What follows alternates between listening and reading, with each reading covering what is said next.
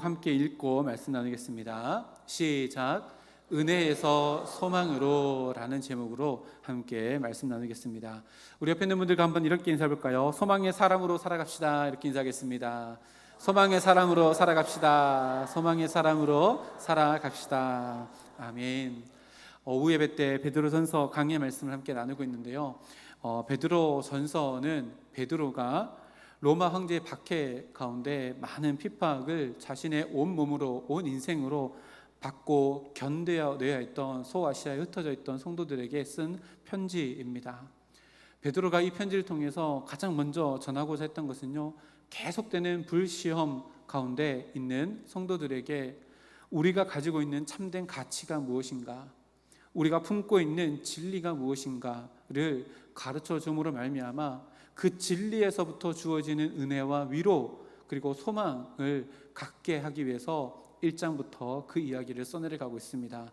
오늘 5번째 시간인데요, 1장 1절부터 오늘 본문 12절 전까지 보면 베드로가 첫인사를 한 이후에 가장 먼저 한 것이 뭐냐면, 너희가 지금 환난 가운데 있고 고난 가운데 있지만 성도로서 찬양해야 될 이유가 너무나도 많다라고 하며 찬양의 이유에 대해서 1절부터 계속해서 나열하고 있습니다. 그것들을요 하나씩 살펴보면 이렇습니다. 1절 말씀에 하나님이 우리를 선택하셨기 때문에 우리는 찬양해야 한다.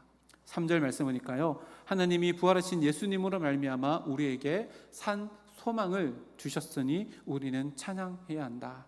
4절에 보니까 하나님이 우리에게 썩지 않고 쇠하지 않는 유업을 예비하셨기 때문에 우리는 찬양해야 된다. 그리고 5절 말씀으로 가보면 하나님이 그 예비하신 유업을 잊어버리지 않도록 우리에게 믿음을 주셨고 그 믿음으로 우리를 보호해 주시기 때문에 우리는 찬양해야 한다. 6절에서 7절 말씀에도 하나님이 여러 가지 시험을 통해서 우리를 연단하시고 그 연단을 통해서 마지막 때에 칭찬받고 영광과 존귀를 얻게 하실 것이기 때문에 우리는 찬양해야 하고, 8절로 가보면 보이지 않는 예수님을 사랑할 수 있게 우리를 인도해 주셨기에 찬양해야 하고, 9절 말씀 보니까 하나님이 주신 믿음이 결국 구원을 받게 될 것이니 찬양해야 하고, 바로 앞절에 10절에서 12절 말씀 보니까 하나님께서 선지자들도 궁금해하고 천사들도 궁금해하신 그 복음의 진리를 우리들에게는 열어주시고 계시해 주셨기 때문에 우리는 찬양함이 마땅하다라고 이렇게 찬양의 이유에 대해서 고난 가운데 있는 흩어져 있는 소아시아 성도들에게 시작하자마자 이렇게 찬양의 이유를 나열합니다. 이 많은 찬양의 이유들을요 하나의 표현으로 해보면 지난 시간의 말씀의 제목처럼요 복음의 경이로움입니다. 복음이 너무 경이롭기에 이 복음의 경이로움은 우리의 현실이 고난이고 핍박이고 불시험이라 할지라도 우리로 찬양할 수밖에 없도록 우리의 인생을 이끌어 간다 라고 하는 권면이요 1절부터 오늘 본문 바로 앞인 12절까지의 내용이었습니다. 그리고 오늘 13절을 함께 살펴볼 텐데, 13절 첫 번째 등장하는 단어가 접속사인데 그러므로 라고 하는 접속사 앞에 뒤에가 인과관계로 연결되어져 있다라고 하는 그러므로로 연결되어 있습니다. 다시 말하면 고난 중에도 우리에게 찬양하게 하는 이 복음의 경이로움이 원인이 되어서 13절 말씀의 이 이야기가 그대로 자연스럽게 결과로 이어지게 된다는 것을 의미하는데, 13절에서 그것이 무엇인지, 복음의 경이로움이 낳은 위대한 결과가 무엇인지를 우리 앞에 있는 것 보고 한번 읽어볼까요? 시작. 그러므로 너희 마음의 허리를 동이고 근신하여 예수 그리스도께서 나타나실 때에 너희에게 가져다 주실 은혜를 온전히 바랄지어다. 아멘. 이 구절이 하나님께서 우리에게 주신 복음의 경이로움 때문에 찬양할 수밖에 없는 그것이 원인이 되어지면 나타나는 결과인데요, 그게 뭐냐면 성경 말씀을 읽을 때 이 한 절을 묵상할 때요 어떻게 하냐면 동사를 찾습니다. 그리고 주어를 찾는데요, 동사를 찾는 것이 되게 중요합니다. 왜냐하면요 그 말씀 속에 기록되어 있는 동사는요 우리가 어떻게 행동해야 하는지 어떻게 행동하지 말아야 하는지를 분명하게 기록해 놓고 있기 때문에 동사를 찾는 게 되게 중요한데, 여기서 동사가요 3개가 있습니다. 첫 번째는 마음의 허리에 허리를 동이다. 그리고 두 번째 근신하다. 그리고 세 번째 바라다라고 하는 이 세 가지 동사입니다. 이 세 가지 동사 중에 가장 중요한 게 뭐냐면 마지막에 있는 세 번째 동사인 바라라라고 하는 동사입니다. 이것을 베드로가 원하고 복음의 경이로움을 경험하여서 찬양하게 되어지면 우리는 온전히 이것을 바라게 된다라는 말인데요. 이 세 번째 무엇을 바라느냐가 나오는데 예수 그리스도께서 나타나실 때에 너희에게 가져다 주실 은혜를 바라라 라고 이렇게 이야기합니다. 무슨 말이에요? 예수님이 우리에게 주신, 하나님이 우리에게 주시는 복음의 경이로움을 우리가 경험하면 하나님을 찬양하게 되어지는데, 하나님을 찬양하는 인생은 이 찬양이 원인 되어지고 결과는 하나님께서 다시 예수님 이 땅 가운데 보내실 때 우리에게 가져다 주실 은혜, 곧 구원의 완성, 성화의 끝자락에 있는 우리가 누리게 될 영화를 바라게 된다라고 하는 말입니다. 이게요, 그냥 이렇게 읽으면 그런가 보다, 우리가 구속의 은혜를 받고 성화의 삶을 살아가고 그 끝자락이 영화, 곧 하나님의 온전하신 거룩하심으로 초대받는 천국 가는 일이지, 머리로 지식으로 알면요 그냥 그런가 보다 라고 하지만요, 베드로 전서를 처음 읽었을 흩어져 있던 소아시아 성도들의 입장에서 이것을 읽어보면요 굉장히 의미 있고 더 우리들에게 마음속 깊이 있게 새겨집니다. 생각해 보십시오. 지금 베드로 전서를 처음 받아봤을 로마의 박해 가운데 불시험을 당하고 있는 이 성도들에게 이 말씀이 주어졌습니다. 다시 말하면요, 이 말씀을 처음 읽었을 흩어져 있던 성도들의 인생은요 늘 죽음이 가까이에 있는 하루하루를 살아가던 성도들의 삶 속에 이 말씀을 받았습니다. 그러니까요, 베드로가 너희들 이렇게 찬양할 수 있는 이유가 복음의 경이로움 가운데 다 담겨져 있지, 근데 너희들 지금 그 복음을 가지고 그 끝자락에 영화, 곧 구원의 완성이 되는 것을 바라보는 인생을 살아가는 것이 너희들의 오늘의 삶 가운데 너무나도 큰 힘이 되어지고 능력이 되어지니 그렇게 살아가야 된다라고 이렇게 지금 이야기하고 있는 겁니다. 그래서요, 우리는 이 말씀을 읽으면 우리가 구속의 은혜를 받았고 성화, 예수님을 닮아가고 하나님을 닮아가는 성화의 삶을 살고 그 다음 단계가 영화라는 단계인데 이것이 우리들에게 주어지겠구나, 이렇게 지식으로 아는 것보다 차원이 다른 초대교회 성도들은요 이 말씀을 정말로 자기의 실제적으로 살갗으로 다가오는 말씀으로 느꼈을 겁니다. 왜요? 언제 죽을지 모를 불시험 가운데, 고난 가운데, 박해 가운데 있었기 때문에 그렇습니다. 그래서요, 너희가 천국을 소망하고 이것을 바라라 라고 하는 이 베드로의 권면은요 그들에게 아주 실제적이었고 살갗으로 와 닿는 생명의 말씀이었습니다. 그런데요, 초대교회 성도들이 이 말씀을 붙들 때 느꼈을 그 긴장감과 긴박감, 그와 동시에 하나님의 나라에 대한 실질적인 소망함의 마음이 우리 마음 가운데 일어나지 않는다면 도대체 그 이유가 뭘까요? 이 말씀을 읽고도 그냥 그런가 보다, 마치 강 건너 불구경하듯이 이 말씀이 나에게 다가온다면요, 우리는 하나님 없이도 잘 먹고 잘 살고 있기 때문에 그렇습니다. 하나님의 은혜를 구하지 않아도요 내 삶이 평안한 것 같습니다. 하나님께 굳이 엎드려 매달리지 않아도요 먹고 사는데 아무 지장이 없다라고 생각하니 우리는요 천국을 소망하는 영화를 갈망하지 않는다는 것입니다. 근데요, 초대교회 성도들은 오늘 하루 내가 하나님께서 허락해 주시는 이 복음의 경이로움을 가지고 찬양하며 살아가는데 이 찬양이 끝이 아니라 하나님께서 나를 하나님의 나라로 인도해 주신다는 이것을 소망하지 아니하면 오늘을 살아갈 수 없는 현실 가운데 있었습니다. 우리가 신앙생활하는 것을 성화라고 이렇게 이야기합니다. 그런데요, 신앙생활의 성화라는 것은요 목적이 아닙니다. 성화는요 그저 과정일 뿐입니다. 무엇을 향한 과정이에요? 영화, 곧 하나님의 영화로우심에 참여하는 하나님의 나라에 가기 위한 성화는 과정일 뿐입니다. 그러니까 성화의 종착역이요 영화라는 겁니다. 그러니 영화, 곧 예수님께서 이 땅 가운데 다시 오실 때에 우리에게 가져다 줄 그 구원의 완성인 하나님 나라에 가는 것을 오늘의 삶 가운데 늘 우리 마음 가운데 품고 바라보며 소망하며 살아가야 되는 것이 성도의 삶 가운데 너무나도 마땅한 일입니다. 설교의 대가라고 불려지는 찰스 스펄전 목사님께서요, 이 그리스도인의 소망에 대해서 이렇게 말씀합니다. 그리스도인의 소망은 막연한 환상이나 요행을 바라는 낙관주의가 아닙니다. 그것은 하나님의 약속이라는 반석 위에 세워진 가장 확실하고 강력한 현실입니다. 무엇이요? 우리가 붙들고 있는 소망이 그렇다는 겁니다. 정말 엄청난 통찰력이지요. 그리스도인의 소망은요, 뜬구름 잡는 것이 아닙니다.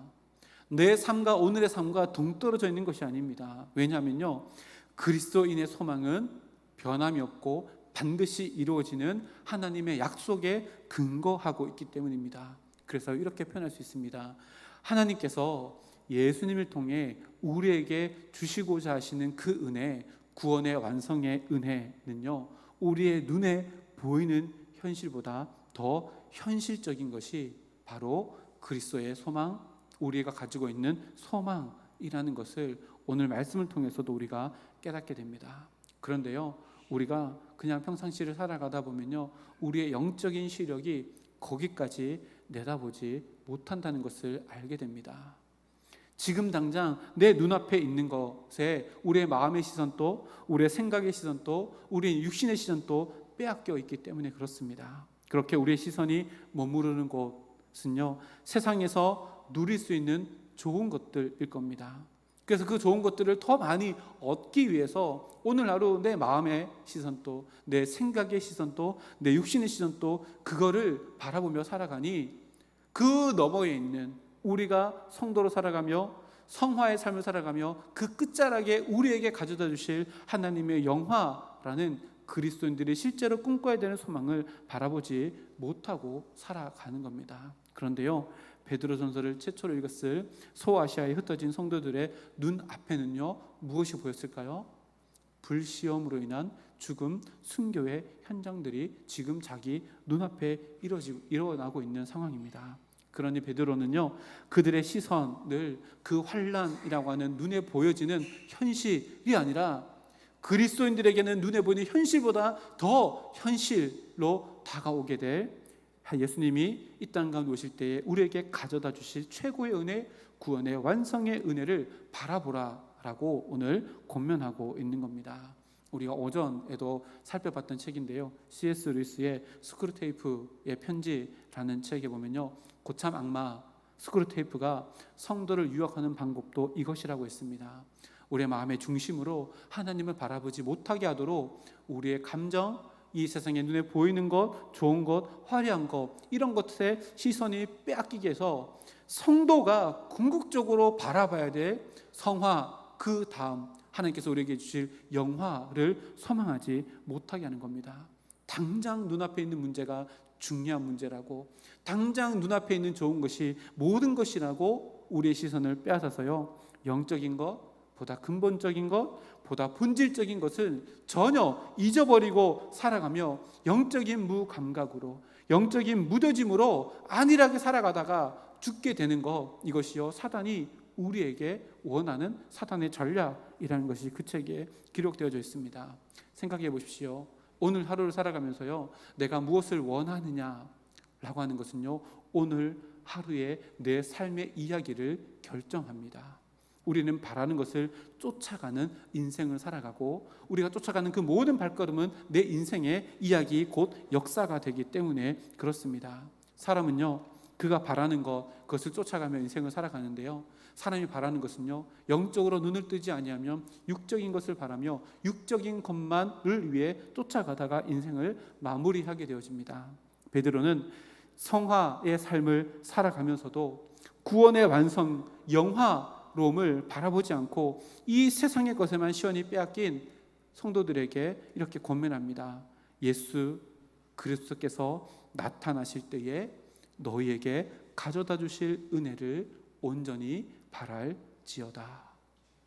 예수님께서 재림하셨을 때 우리에게 가져다 주실 은혜를 소망하고 바라는 것, 이것이 오늘을 살아가는 우리들의 삶 가운데 더 합당한 삶이다라고 가르쳐 줍니다. 여기 보니까요, 온전히라고 하는 단어가 있는데요, 헬라 원어를 보면 텔레이오스라고 하는 단어인데 이런 세 가지 뜻을 가지고 있습니다. 이 온전히라고 하는 단어는 완전하게, 끝까지, 추호의 의심도 없이 라고 하는 이 세 가지 복합적인 단어가 가지고 있는 게 이 온전히라는 겁니다. 다시 말하면 예수님이 가져다 주실 구원의 완성을요, 완전하게 소망해야 되고 끝까지 소망해야 되고 추호의 의심도 없이 온전히 소망해야 한다라고 베드로가 우리들에게 이야기하고 있는 겁니다. 이 온전한 바람으로 우리 매일매일을 채워갈 때에 우리는요, 오늘 하나님께서 불러가셔도 영화로움의 기쁨으로 참여하며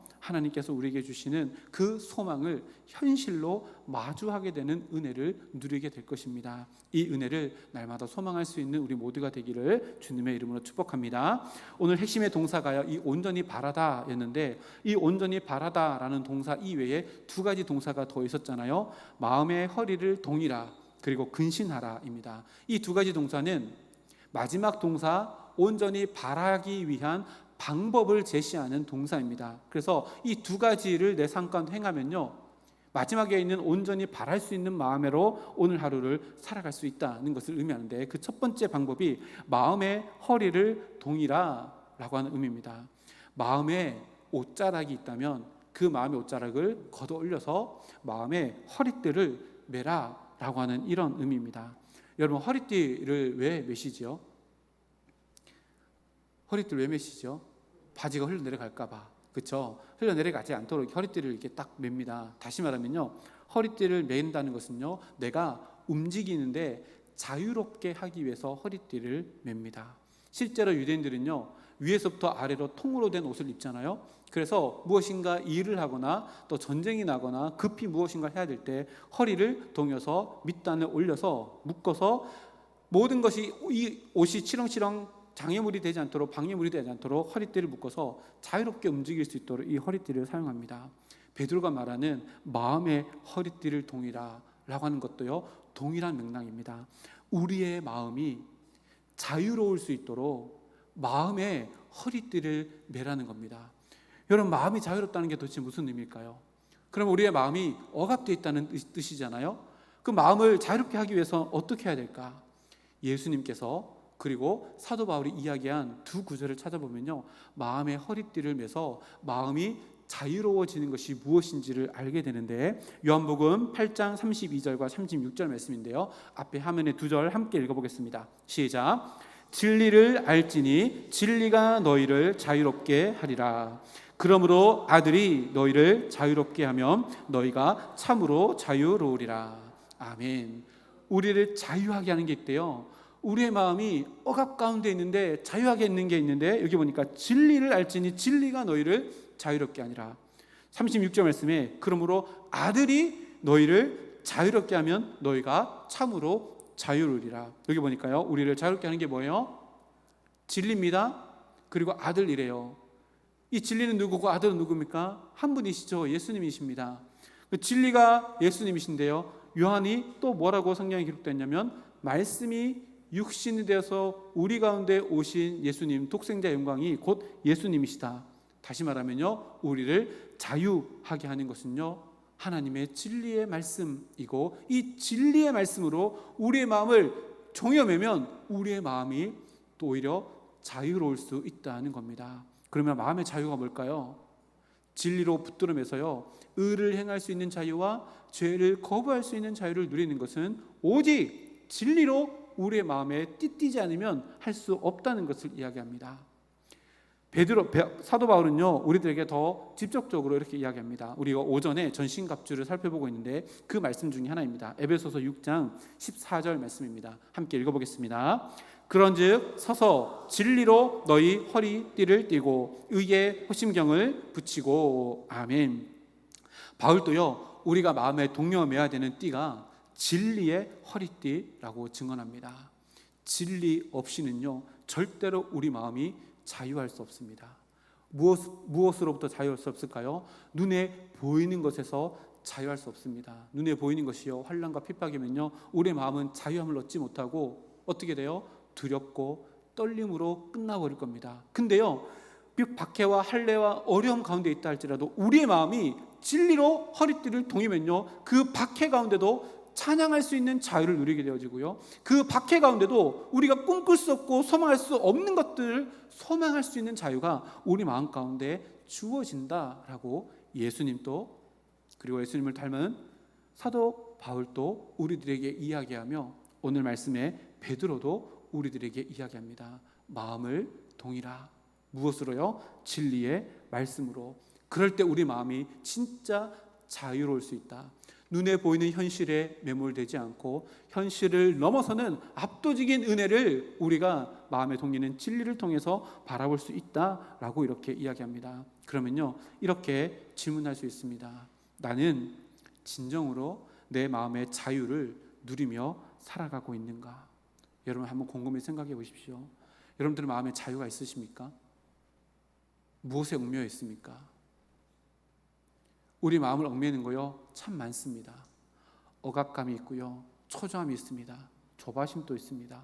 원망과 불평에 얽매이기도 있습니다. 그런데 그 모든 것에서 자유할 수 있는 것은요 진리로 내 마음의 허리띠를 묶어매는 겁니다. 그러면 우리의 마음은요 불안에서도 자유할 수 있습니다. 두려움 가운데서도 자유할 수 있습니다. 초조함 가운데도 자유할 수 있다는 것을 오늘 이렇게 말씀을 통해서 이야기하고 있고 베드로는 불시험 가운데 죽음의 위험 가운데 있는 그들 두려움 가운데 있는 그들에게 너의 마음을 진리로 동여매라. 그러면 불시험이 아니라 그것을 넘어서는 소망이 너의 마음 가운데 생겨나는 진정한 자유함을 누릴 것이다 라고 이렇게 우리들에게 선포하고 있는 겁니다. 오늘 벨트 다 하고 오셨나요? 벨트 한번 보시죠. 한번 보시죠. 메이커가 뭐예요?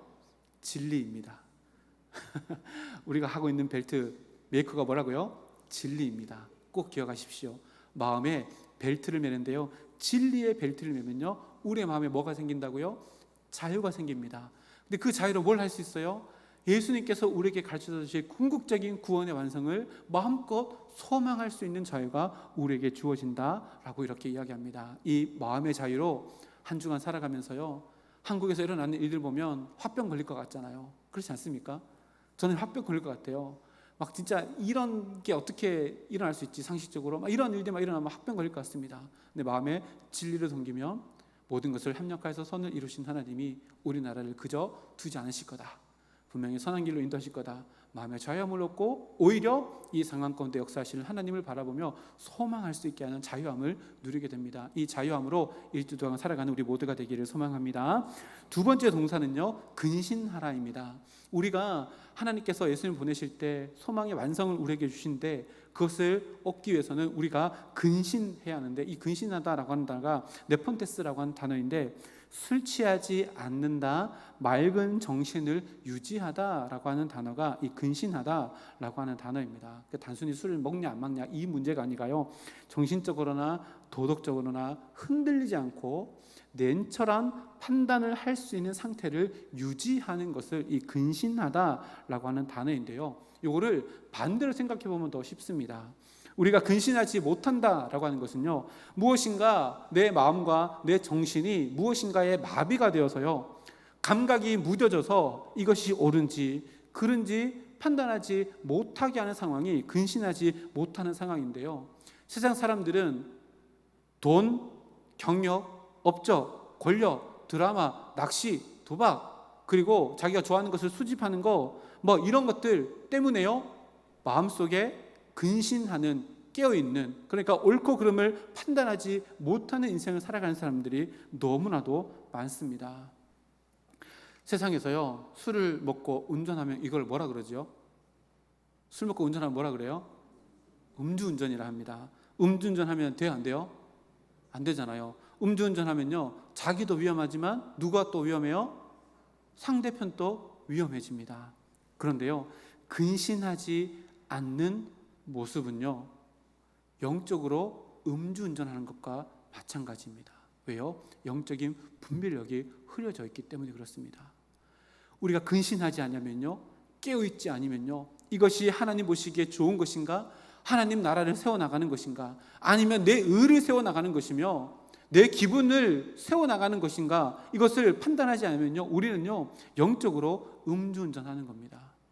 그러면요 내 인생만 망치는 게 아니라요, 내 배우자, 내 자녀들, 내 가정, 우리 공동체를 위험에 빠뜨릴 수 있다는 것이요, 근신하지 않는 신앙생활의 모습이라고 오늘 베드로가 근신하라라고 하는 이 권면을 통해서 우리들에게 이야기합니다. 그래서 근신하다라고 하는 것을 우리들에게 실제로 적용해 보면 이렇습니다. 내가 마음으로 하나님을 만나고 하나님과 친밀한 관계를 만들어 나가는 것을 우리 마음속에 극대화하는 것이요, 근신하는 마음입니다.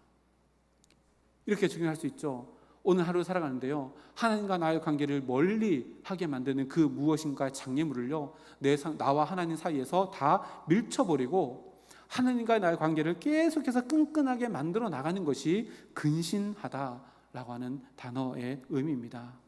세상이 어떻게 돌아가는지 우리가 다 알지 못한다 할지라도요, 우리가 세상 속에서, 혼란스러운 세상 속에서 우리가, 하나님께서 우리에게 진짜 원하시는 것은 뭐냐면요, 십자가의 맑은 정신을 가지고 오늘 하루 세상의 흐름에 나를 그저 맡기는 것이 아니라 하나님께서 원하시는 것이 무엇인가를 늘 깨닫고 근신함으로 말미암아 옳고 그름을 판단하여서 내 삶 가운데 하나님과의 관계를 멀리하는 모든 것들을 다 차단하며 오늘 하루를 살아가는 것을 이 근신하다라고 하는 권면 가운데 담겨져 있는 의미입니다. 우리 모두가 그렇게 살아갈 수 있어서 근신하고 마음의 허리를 동여서 하나님께서 예수님을 다시 보내실 때 구원의 완성, 천국 가는 그날을 날마다 소망하며 바라며 오늘을 살아갈 수 있는 우리 모두가 되기를 주님의 이름으로 축복합니다. 우리는요 하나님의 은혜를 받은 자들입니다. 구속의 은혜를 받은 자들입니다. 그 은혜는요 예수님의 십자가로부터 우리에게 흘러 들어와서 지금은 성화의 삶을 살아가는 은혜의 삶을 우리가 누리고 있습니다. 그런데요, 우리가 이 땅을 살아가면서요 날마다 은혜만 구하며 살아가야 되느냐? 베드로가 이야기합니다. 그렇지 않다는 거예요. 그 은혜에서 어디까지 나아가야 돼요? 소망하는 것까지 나아가야 되는데, 이 소망이 뭐예요? 우리가 성화의 삶을 살아가는 목표인 영화로움을 소망하며 갈망하며 살아가는 거기까지 나아가는 것이 신앙생활이라고 분명히 우리들에게 이야기합니다. 우리는 은혜로 시작되었고 은혜로 삶을 살아갑니다. 그러나 은혜로 끝마치는 것이 아니라요, 소망이 우리들의 삶 가운데 현실로 주어지는 그것을 바라보며 살아가야 된다고 분명히 이야기합니다. 영적인 음주운전 한주간 동안요 절대 하시면 안 됩니다.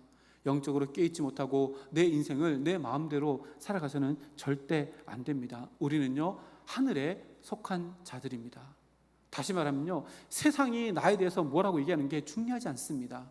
우리에게 중요한 게 뭐예요? 우리는 하늘에 속한 자이기 때문에요, 하늘에서 무엇이라 이야기하는가, 하나님께서 우리들에게 무엇이라고 이야기하는가가 더 중요한 인생으로 부름받았습니다. 그래서요 진리로 우리의 마음에 허리띠를 동요하고 깨어있어서 하나님이 뭐라고 말씀하신가를 늘 우리 마음 가운데 품고 우리에게 이미 시작된 미래인 구원의 완성을 오늘 하루 소망하며 믿음의 다름질을 힘껏 주님과 동행하며 달려가는 우리 모두가 되기를 주님의 이름으로 축복합니다. 함께 기도하겠습니다. 하나님 감사합니다. 오늘도 베드로전서 말씀을 통해서 우리가 오늘을 살아갈 때에 무엇을 소망하며 무엇을 바라보며 살아가는 것이 진정으로 하나님께서 기뻐하시는 인생인지를 깨닫게 하심을 감사드립니다. 예수님께서 이 땅 가운데 다시 오실 때 우리에게 가져다 주실 은혜, 성화를 넘어서 영화로움에 이르는 그것을 날마다 소망하며 오늘을 살아가야 한다는 것을 오늘 말씀을 통해 깨닫게 하셨사오니 우리의 마음을 진리의 말씀으로 동여서